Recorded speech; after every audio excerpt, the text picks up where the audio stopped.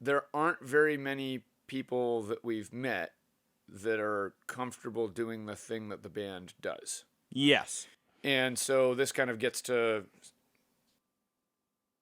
kind of the way we think about the band, which is it's very predicated on the idea that if when we want to, we can play a Rhythm Changes in a way that like the guys at Smoke would be approving of. Sure. And then we can also crawl all over the drum set in a way that, Lester Bowie and the Art Ensemble would be very approving of. Yeah. And there aren't actually that many people comfortable doing both of those things. I've always been surprised at that, honestly. Me too. As growing up, I grew up north of Boston. In Boston, there's a thriving free improvisation scene. That's Right. almost like a core part of the thing, but you get people like George Garzone and Bergonzi and people who can play whatever, Right. who are comfortable playing in, inside, outside stuff or whatever. But it's always been so funny to me that people who play, there's a lot of people who play really inside music, but are pretty cautious about even Ornette, which, I mean, Shape of Jazz to Come came out in 1959. Right. And we're still a little uneasy about Right, some like, of those oh man, I don't really play free things. stuff. Right. Yeah, It's like, man, he's it's all playing the same. melodies. Yeah. Every once in a while he squawks. Like, that's not weird. Yeah. But to me, it's the same. It's all in the same spectrum. It's all part of the same thing. Right. And I don't.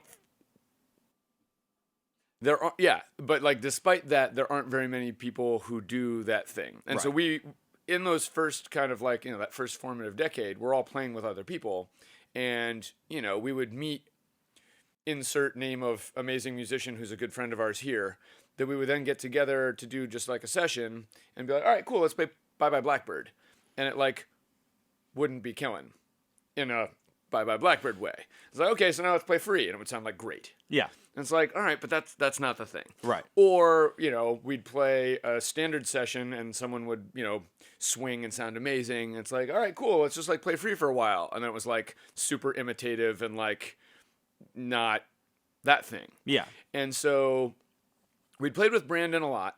And while Brandon Seabrook isn't like a jazz vocabulary guy, he's like a tonal versus atonal, and like he plays in traditional 1920s jazz bands doing like the quarter note splanky banjo thing. Sure. And then in his band, he runs himself through a distortion pedal and like shreds like a metal guitarist on banjo. Yeah. So it's like, right, that's the like You get it. you can convincingly, sound like Johnny St. Cyr playing with Armstrong, and then you can convincingly sound like the weirdest weirdo. Sure. Like that works. Yeah. And Dave Taylor, played with Duke Ellington, and he really just wants to make squawky noises on the trombone. Yeah. And like has been in the Mingus band since the 80s or, Sure. or what, so and it's knows but right, can live but in like, all those worlds. Right, but is going to like do whatever he wants to do whenever he wants to do it, etc. And so, and then Ron is kind of like the ultimate version of that, where like, stumbling across that guy was unbelievably amazing. So that's kind of like the core idea behind the, as far as like my music, like that is what most of the other people do. The Killing does. Yeah. Where, we need to be able to play, Inner Urge, like, well, and then, also be able to like, sound like Cecil Taylor's band. Yeah.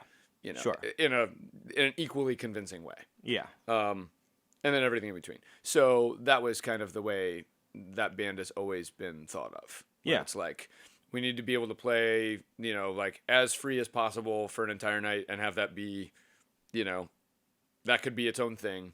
And we need to be able to like, play a set of standards, like we're the Joe Henderson band in like, 1978. Yeah. And like, we're going to play Bye Bye Blackbird for this entire set, and it's going to swing the entire time. And we can also do that. Sure.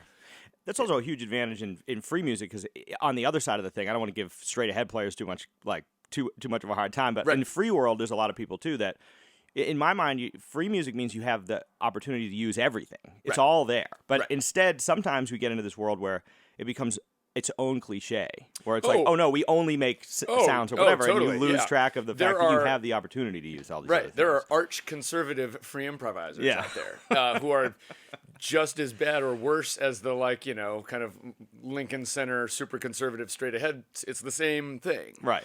Where, right, like that's music's 60 years old too. And, we could go out and hear like kind of self-purportedly experimental musicians doing the most cliched, predictable 1966 era free jazz that's just as full of vocabulary and cliches, and like, all right, now you're going to do that thing that's like, all right, the Pharoah Sanders octave jump, great, cool, check. Yeah. Right, now you're going to sheets of sound train, yep, got it, cool. Weird multiphonics that kind of don't land like Ornette, great, checking off all the boxes. Yeah. Like, there'll be no time, check. Sure. So yeah, there's a great tendency to kind of gravitate towards these very rigid, orthodox ways of playing, whether you're like a free improvising musician or otherwise, doesn't really make any difference. It's like many people gravitate towards one vocabulary and then stay there, but they're all just vocabularies. And Sure. so kind of like, I guess like the central thesis of that band is we're going to do all these vocabularies equally well, and they're all on the table all the time. Yeah. And then go. Sure. And so that's the way, that band has always been. And that's kind of the impetus for me doing other bands now is like, all right, I'd like to not just do that thing. Sure. So I formed some other bands that are not mostly other people do the killing that do not do that thing. Yeah.